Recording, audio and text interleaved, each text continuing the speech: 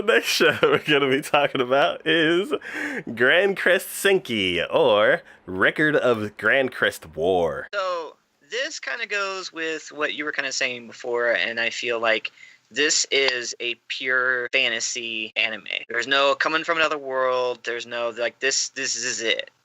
This is where we're at. This is what's happening. So the description for this one says, the series takes place on the continent ruled by chaos.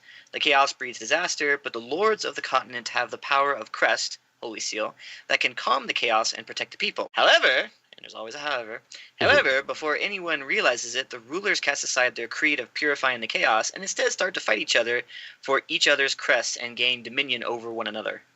Siluka, an isolated mage who scorns the lords for abandoning their creed, and a wandering knight named Theo, who in a journey to train to one day liberate his hometown, which is under tyrannical rule, make an everlasting oath to each other as master and servant, and work together to reform this continent dominated by war and chaos. That just sounds all sorts of fun in a fantasy way.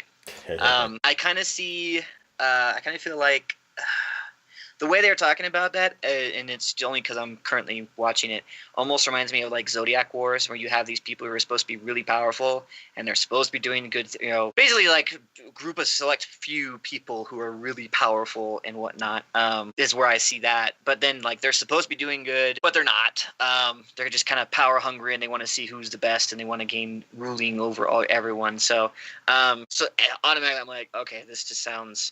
Not only is the mage and the knight, who is apparently our heroes of the story, having to deal with these lords who are basically acting erratically, but they also have to contend with the chaos itself, I'm sure, because obviously no one's taking care of that. So that being the case, I mean, that's two things that they're going to have to be constantly on the lookout for. I see just wonderful, great things for this. And it's done by A1 Pictures.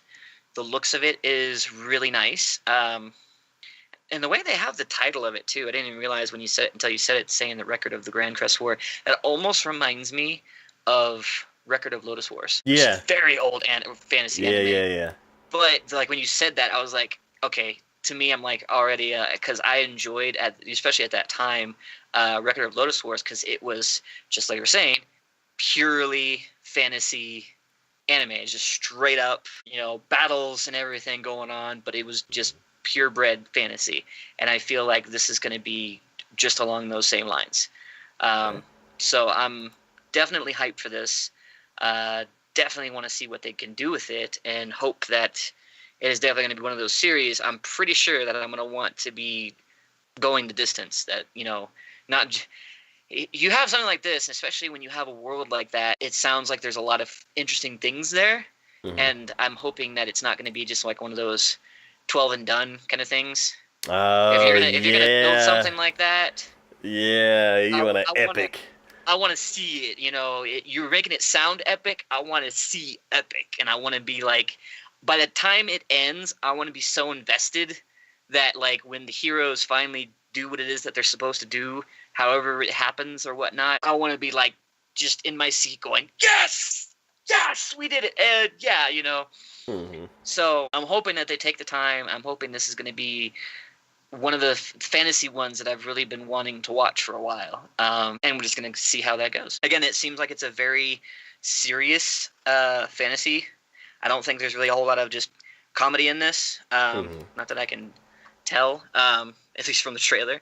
But it's obviously it's labeled under any chart as being action fantasy, which you can tell from the trailer.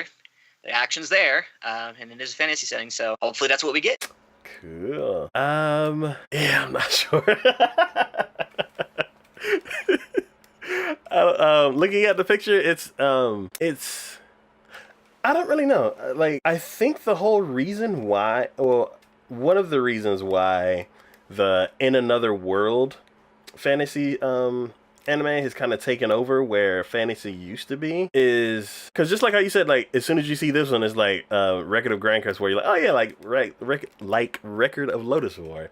It's one of the things where as soon as you said that, I'm like, oh, okay, this is like that other show. And when I look at it, I don't see anything that like sparks me as originality. Like, they could be totally original characters, totally like different things in the world. They can build it to be completely different than stuff that you've seen before. It's just, as soon as I look at that picture, I'm like, oh, See, but I see, especially with what we've had come out as of late, especially in the fantasy way, and trust me, just like you were saying before with robots and stuff, I feel like we've diverged a great deal from the roots of a lot of this stuff, and now those of us who are like myself, who are real big fantasy buffs, anyways, are kind of wanting at least some of that go back to kind of like I want to see that. I want to see us kind of go back to our roots a little bit more. But I see that there's a lot of potential for things like that because I feel like especially when they're talking about lords being really powerful and whatnot, it almost reminds me, which we're going to be talking about a little bit later here, of like Seven Deadly Sins. I'm thinking of like the knights there, I'm like, oh, they were like hugely powerful. And it was always interesting to see what powers they had and what they could do. Because you never knew, like, they had such bizarre but like such out there abilities and stuff that you just never knew, and no one ever quantified it. Which I like that the most. I want to say that at least about Seven Deadly Sins, and we'll discuss that later. But stuff like that, I like it better when they don't quantify that, because then you don't know. So someone could be in a pickle, and you don't realize that they actually have the keys already to be able to get out of it, but you've never seen them actually do anything with that yet. Okay. So it's kind of one of those, and then you get like that just giddy, oh, hey, they did something really cool, and you didn't expect it to happen, and stuff like that. So I see there's a lot of potential for it. Whether or not that potential comes true or not, I don't know, but I'm hoping that now that we're kind of at least back in the setting of the original kind of fantasy realm, without any extras, I'm hoping that we can take that and then diverge in a different way. Okay. So that's cool. Yeah. So I'll definitely check it out. Just to see like what the characters are like, and then I'll go from there. So cool. Let's see what Shaft is gonna do with it, because I know Shaft for all of the weird camera angles and like characters like looking over the. Like, look at it. It piqued my interest, at least a little bit, when I saw that, especially considering the title, Ramens. And I'm like, ramen? Oh, is this a food one? Yeah, tonkatsu is pork